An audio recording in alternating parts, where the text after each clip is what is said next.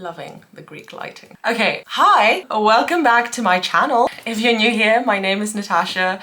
I am a first year PhD student at the University of Oxford, studying engineering biology. I wanted to jump on and talk about a big question and worry on a lot of minds of master's students or final year undergraduate students, particularly in STEM subjects. And that is the question of, should you apply to a PhD?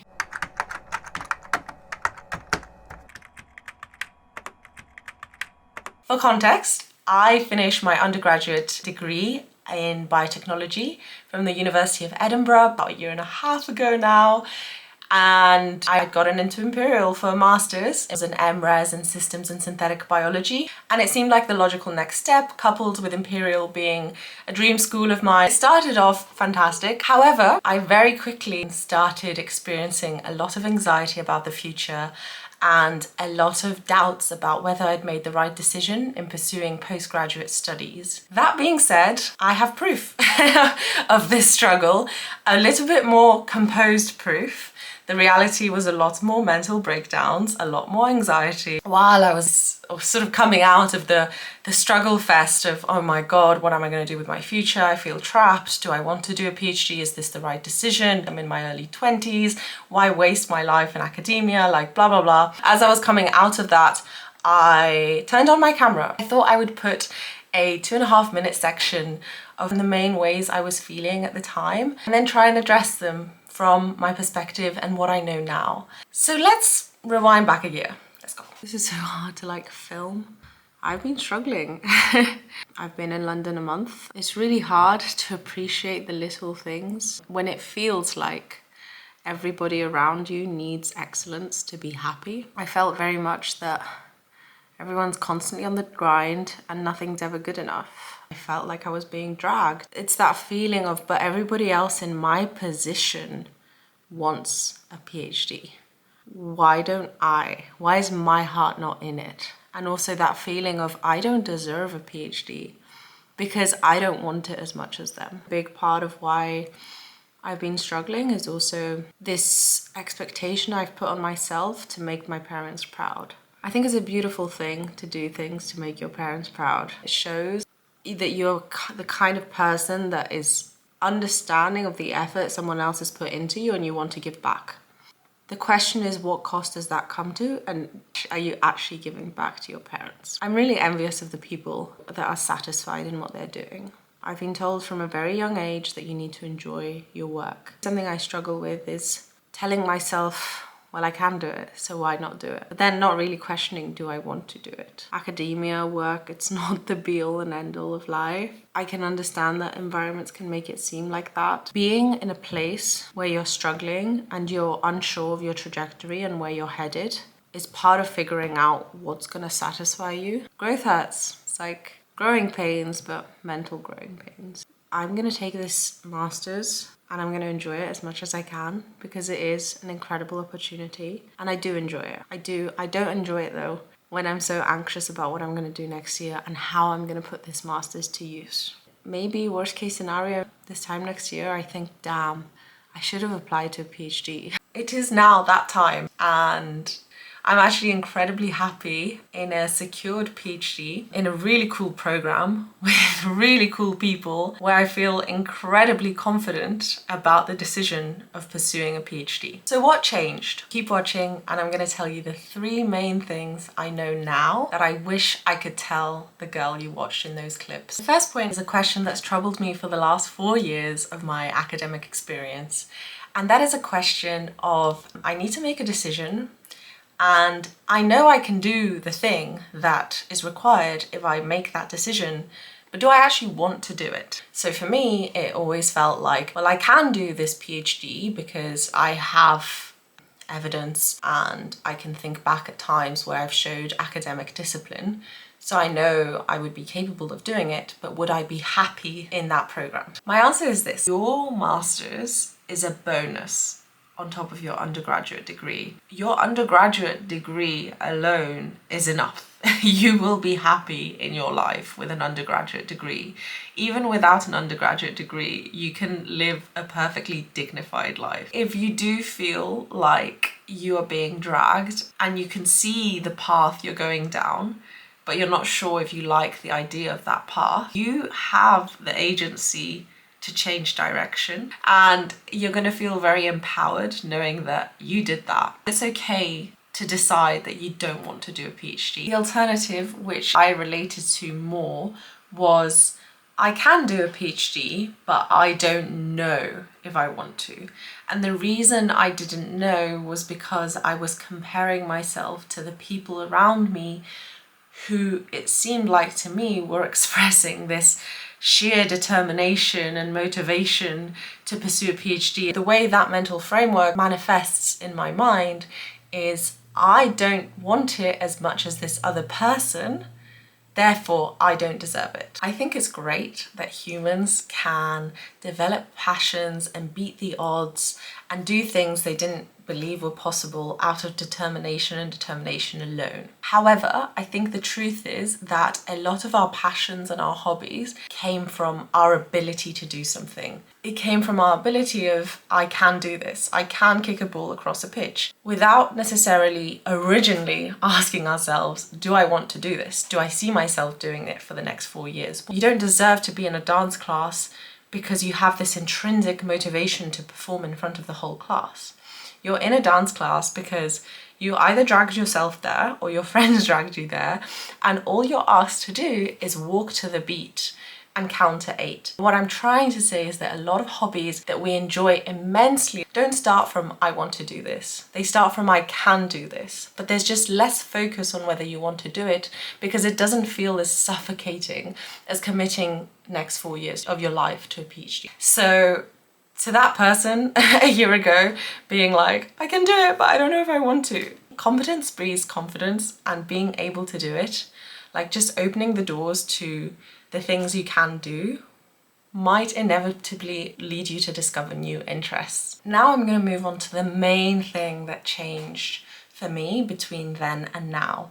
And that is the realization that I have nothing to lose by applying to a PhD. PhD applications force you to do the introspective work of whether you want to do a PhD, what that will look like for you, and what you want to get out of it. This is a crucial piece of the puzzle for me because through my PhD applications, I realized that a PhD is a unique and subjective experience in the way that an entry-level job role is not. 2 different graduate students can apply to get trained in the same way for the same job role, doing the same things, meeting the same targets. However, when it comes to PhDs, depending on the person that gets the position, the project is going to look vastly different. When it comes to jobs, the job will stay consistent, but when it comes to the PhD, the project is going to be tailored to the individual. The reason for that is PhDs have a way larger parameter space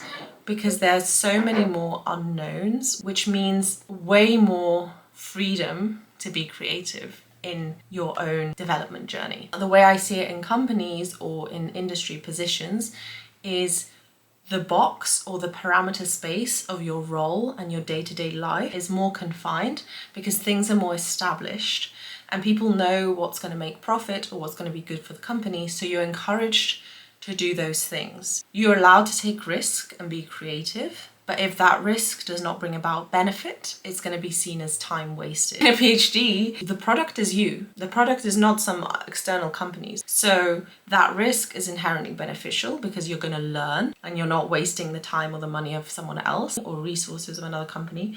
You're wasting your own. But because if as a product you want to learn, you've achieved what you want to achieve by learning, even if you fall flat on your face.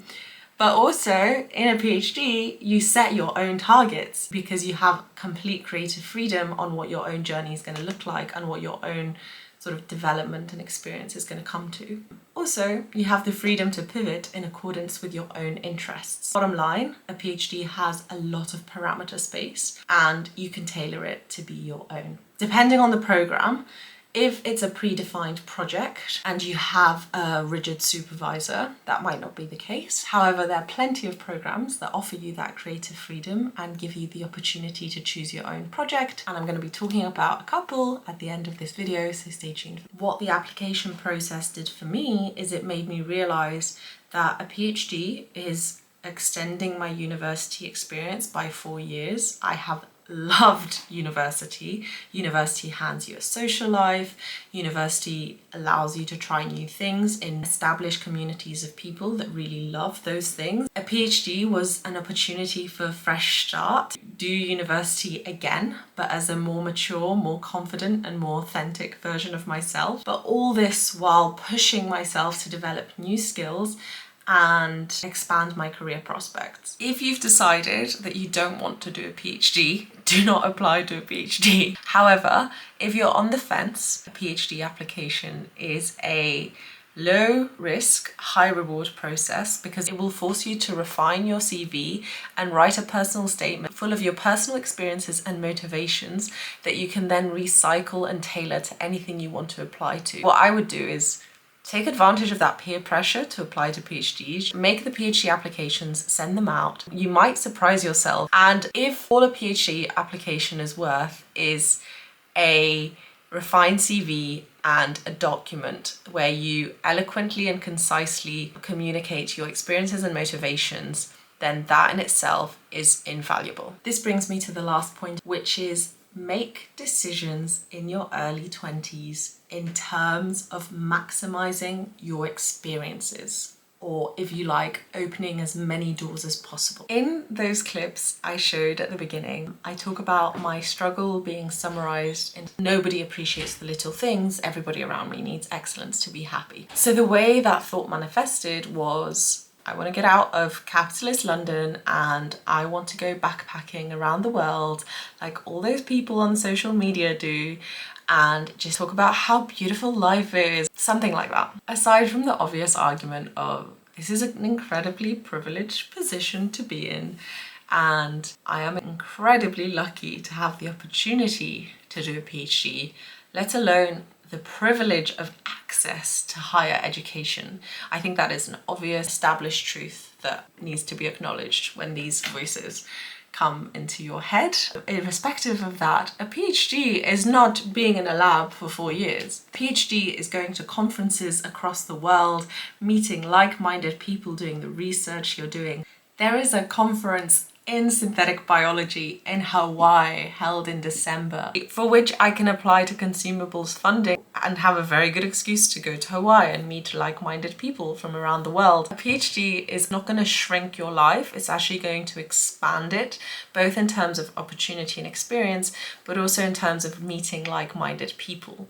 A PhD is flexible and you are in charge of your own hours. I remember when I was doubtful about doing a PhD, someone told me that a guy they know is doing a PhD because he loves canoeing and he can tailor his schedule around canoeing, and he's having a great time pursuing his canoeing hobby alongside his PhD.